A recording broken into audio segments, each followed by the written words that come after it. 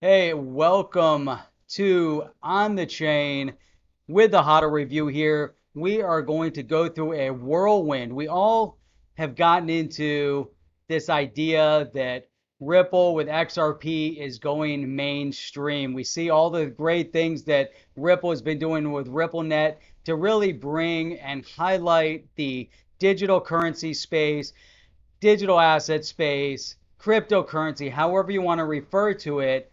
But Ripple has really been on the forefront, bringing this to the banking space. The banking space highlights it within the government space. Obviously, Ripple isn't alone. Obviously, XRP isn't alone. Obviously, we've seen a lot of other digital assets coming to the forefront, but we're also seeing a lot of conversation right now, right here, over Bitcoin.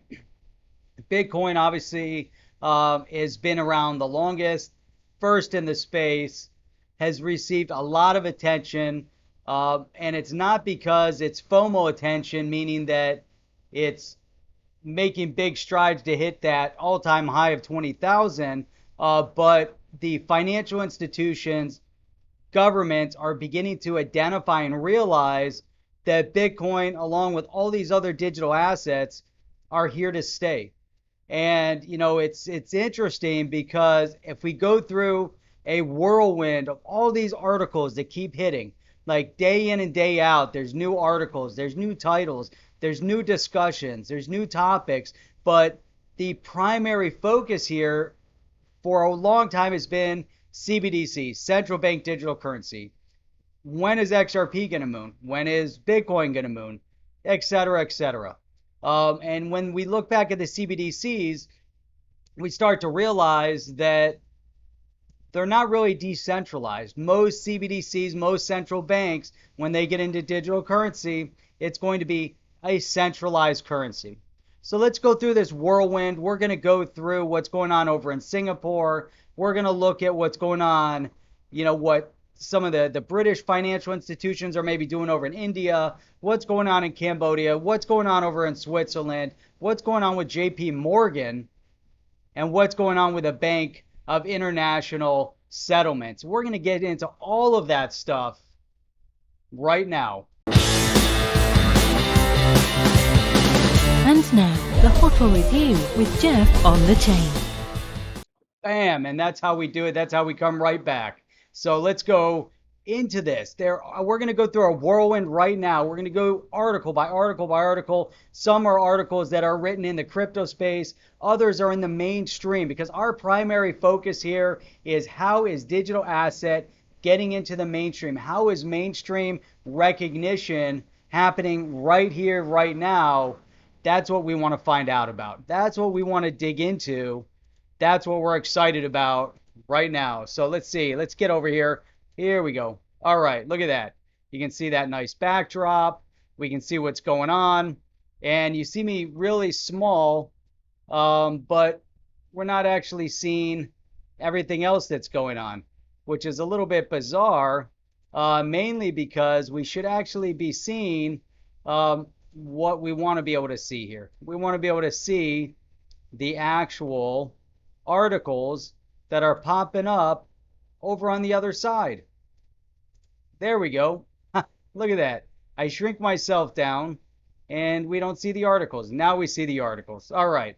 You get a little behind the scenes glance at some of the things that can go on here when you're streaming or when you're making videos. So I figured I'm going to leave that in. It's kind of fun, even though we're keeping this short. So, all right. This one shows up here on Kitco, kitco.com. But look at this title. Look at this, the title of this article. Fed Chair, 80% of global central banks considering digital currencies. Now, again, we know about the central bank digital currencies. We see that this is the trend. We know that governments and central banks have identified that digital currencies are here to stay. They want a part of it. The question with the CBDC is whether or not it's going to be in the digital asset space as a decentralized currency, or if it's going to be 100% centralized, not even in the blockchain, just a digitized form of fiat. However, regardless of that, this movement, this trend is happening right here, right now. But then let's bounce over to CoinDesk. CoinDesk has this article pop up, all this stuff churning over the past couple days. Cambodia's central bank launches Beikong blockchain payment system. Cambodia's blockchain-based payment platform, the digital currency-like system Cambodian central bankers call Beikong, went live on Wednesday. So we have all this conversation and talk about central bank digital currency. You have the digital yuan where they were testing it. You have the sand dollars over in the Bahamas that went live. Here's another one. So here we have a platform, a payments platform built in the blockchain that is, again, it's at the banking level. We're not seeing some of the key players in the space, the Bitcoin, the XRP. We're not seeing a RippleNet get involved, but we don't know what's going on in the back end of some of this infrastructure. But what's most important with this, as these silos start popping up all over the world, the interoperability becomes key for everything. And we've talked about it so much in our chats. You need interoperability in order to facilitate all these cross-border payments. Even if you have a payment solution that's going on over here in Cambodia, it doesn't necessarily mean that it's going to be acceptable or easy to transact cross borders. Here it says, unlike most central bank digital currency projects, Beikong does not involve digitally native money. It is entirely fiat backed. Users can make payments backed by their dollar or real reserves. So again, it's blockchain. It's still tied to fiat. It's a step in the right direction. It might not be the right step, but it's a step in the right direction. Now, we've also talked a lot about India. Now, everybody, there's all these articles popping up. You guys can go and read all these articles. I like you look at the trend. You start realizing that something is actually happening in this space based on all these different events that are taking place around the world. So here you have on Cointelegraph, British fintech firm opening physical crypto bank branches in India. Now, India has been very antagonistic when it comes to digital asset, not so much the blockchain technology, but the digital asset. There are a lot of issues going on over there, but here you go. So look, according to this October 26th announcement from Kasha, the fintech firm will be partnering with India's United Multi-State Credit Cooperative Society to build a crypto-friendly financial institution called Unicus. This new venture will reportedly include 34 physical branches and operations in northern India, which would be in Delhi and Gujarat, the state of Rajasthan. So this is really, really key. I can't explain how really critical this step is right here. So to open up physical bank branches to allow people to trade in, to buy, to custody at these banks, crypto product, crypto asset, you're talking about an area where Delhi is where you're going to find all the embassies. There's money over there. There's also a lot of poverty over there, as there are in all parts of India. But opening up these branch offices, which will be available to everybody, allows people that are going to be in this fiat kind of world, and we've talked about India a lot, but it's going to allow them now to get into the crypto space. Now look at this. It says here they'll be able to save cryptocurrencies, including Bitcoin, Ethereum, XRP, and its native token, CAS. It's great. They're going to be able to buy crypto with local fiat. It says they'll use their crypto holdings as collateral for loans. So you're going to get people that are unbanked into the banking space. To me, this is game changing, and we're going to talk about this more in the live stream on Saturday. Here you have same thing, just a regurgitation of the article. I wanted to pull this one up on CoinDesk because I love this picture. When you ride in these little scooter taxis, motor rickshaws, it's crazy. I took one of those around Delhi. That's a whole different adventure on its own, all around Delhi. Brought us to different places. It was really, really cool. We just happened to wave one down outside of the hotel. Then now we jump into Singapore. So India, Cambodia. Now we're into Singapore. Singapore's largest bank reportedly launching crypto trading bank, not crypto platform, but their largest bank is getting into a crypto trading. Now, one of the things we talk a lot about on the live streams on the other channel is who comes first. Does the bank get into the digital asset custody and crypto trading space, or do the digital asset exchanges get into banking? Depending on the country, Singapore, their largest bank, is getting into it first. So another global bank believes that digital assets are the future of the global economy. That's exactly. So DBS, Singapore's largest retail and commercial bank, seems to be entering the crypto space with 3 new offerings. That's immense. So now let's jump out of that region. Let's go over to, whoops, what is this? Get out of that. Switzerland. Look, all these ads pop up. It drives me absolutely crazy. This is on the blog. Now you guys are thinking, oh, you're all into the articles that are only on the digital asset platforms or digital asset reporting websites. We're going to jump into some mainstream here in a minute. But here you have Swiss Central Bank, BIS, plan to test digital currency by the end of the year. So here you have Swiss National Bank, SNB, and the Bank of International Settlement plan to test a central bank digital currency by the end. Now, again, this isn't necessarily blockchain, not necessarily digital asset.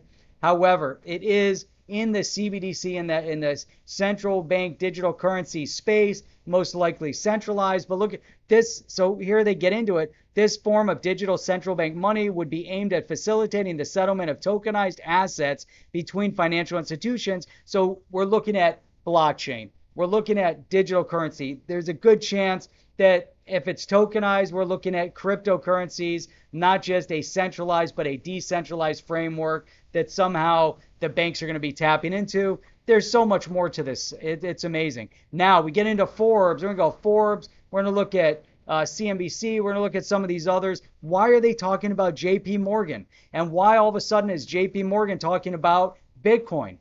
So here you have the largest bank by asset has, according to this article, it says softened its harsh tone on Bitcoin. Now we know Jamie Dimon said that Bitcoin was a fraud. That 3 years ago. Look at this. September of 2017. He even said some derogatory things about his daughter, holding a Bitcoin. But now JP Morgan has said Bitcoin strong 2020 could be set to continue, finding the Bitcoin price has considerable upside in the long term as it better competes with gold as an alternative currency. I mean, look at that statement. That's a major statement to print here. That they look at the upside long term to compete with gold. Now let's bounce over to Fortune. So now Fortune, for years, JP Morgan was skeptical of Bitcoin. Now the bank's analysts say its value could triple, challenging gold. I bring this up because two, publications, Forbes, Fortune, and now we get into CNBC. All these mainstream news sites are now pushing again towards this blockchain digital asset idea, Bitcoin as a store of value to compete with gold. But now look at this, CNBC. Again, this is all in the past couple days. JP Morgan creates new unit for blockchain projects, says the technology is close to making money. So they're talking about the JPM coin. Look at this. JP Morgan Chase said its digital currency JPM coin is being used commercially for the first time this week by a large technology client to send payments all around the world. Now, their JPM coin isn't interoperable, but it is usable amongst the JP Morgan clientele. So if you're moving money amongst those within the network, it works. If you want to move out of network, they're in a silo and they can't move out of network. However, they're still able to transact cross-border as long as they're in network. So here you have the development along with other behind-the-scene moves persuaded JP Morgan to create a new business to house its blockchain and digital currency efforts called Onyx. So now they have Onyx going. It's crazy. Look at the bank's global head of wholesale payments. So they have 100 dedicated staffers that are working now in Onyx, and JP Morgan, JPM coin is now live. CNBC. Then we jump over to another one, news, blockchain.news, JP Morgan, Bitcoin price to see long-term upside trend. So the articles obviously are going to keep flowing. But then, boom, we get into the payments.com. Chase takes blockchain, digital coin into commercial application. This, again, they get back into Onyx. They start talking about the JPM coin. So article after article after article, all leading us in the same direction. Now we're seeing it all over the world. Banks all over the world are getting it, not just the governments, and not just something a digital yuan or CBDC, but banks all over. Now we saw what Sweden was doing, or Switzerland. Now we bounce over to the Bank of International Settlement, Central Bank of Banks, Bank of International Settlement to trial digital currency by the end of the year. Again, this is a takeoff of the article that we saw over here, but here it is on Decrypt. Again, obviously there's lots of articles. They're talking about the same thing. You get different ideas out of everyone's article. They put slightly different title, slightly different content. But this is the direction. This is, why everybody is excited about being in this space right here, right now, whether it's Bitcoin or XRP or Ethereum, but seeing this asset develop, seeing this asset, for the first time, getting transacted to the mainstream by banks. What if it's not in the US yet? It's going to be. We actually saw a big announcement by Caitlin Long. She actually has a bank over in Wyoming. We see Wyoming very crypto friendly, very digital asset friendly state, and she's opening up a digital asset bank.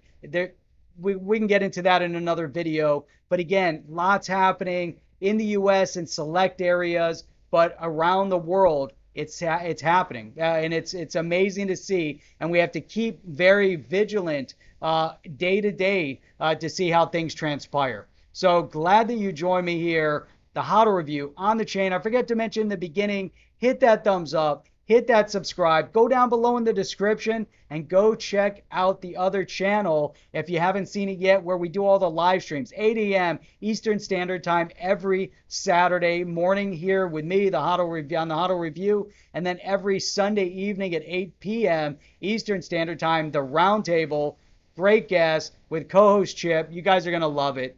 Again, that's it. It was really, really great. And we're out. That's it. I think we're out of here. We're out. Are you down with OTC? Please like, subscribe, and click the bell to be notified when the next video drops.